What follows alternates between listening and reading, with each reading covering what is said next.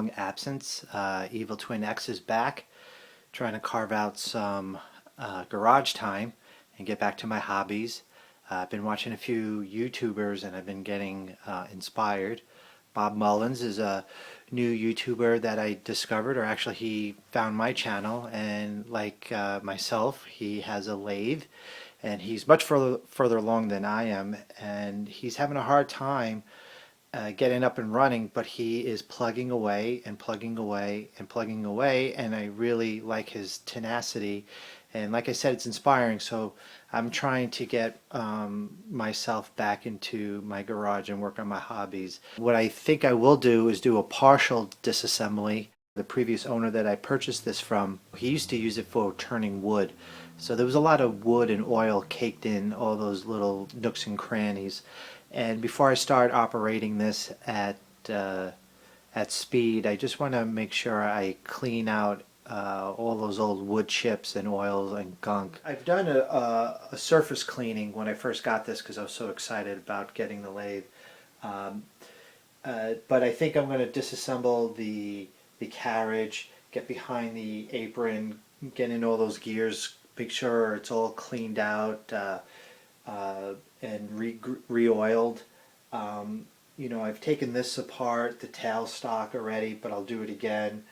I've taken the chuck off and I've actually opened it up and cleaned out the worm gear. I think that's what it's called inside. So this is good. But in here, I've cleaned out as best I can without taking it apart, and this gearbox as well. And by the way, if you heard me mention Bob Mullins, he bought a lathe and his gearbox was busted, the cover, and he's actually fabricating a new one. My hat is off to Bob Mullins on his attempt to rebuild this gearbox cover. And I have a busted cover too. I have a busted gear cover. If you see my older video, I still have yet to take care of that, but I might do it the easy way. I've tried purchasing a new cover. They're just so hard to find. It's called the Pick-o-matic. It's a lathe that came out before the quick change gearbox. So the cover is sort of unique. The gear cover is sort of unique to this type of lathe. And on eBay, I've only found one after 3 years, and I bought it, and I was very excited, and it so happens it doesn't fit this model. My dad lives upstate, and a lot of his neighbors, he lives in farm country, New York farm country. A lot of his neighbors are Amish, and he's very close friends with some of them. And believe it or not, they own a machine shop, and he's going to take it to them and see if it's possible, what they think about fixing the cover. The goal is to make it look like it's never been broken. But that's just a gear cover, so that won't prevent me from getting this puppy up and running.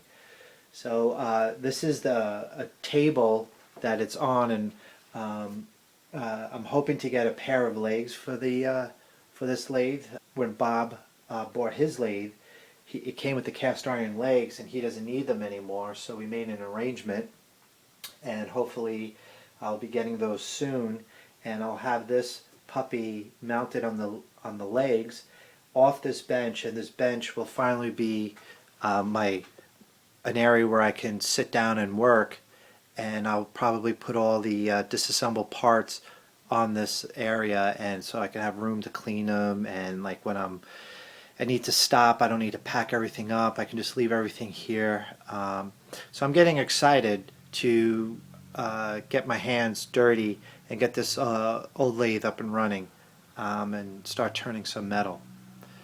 Thanks for watching, and see you guys soon.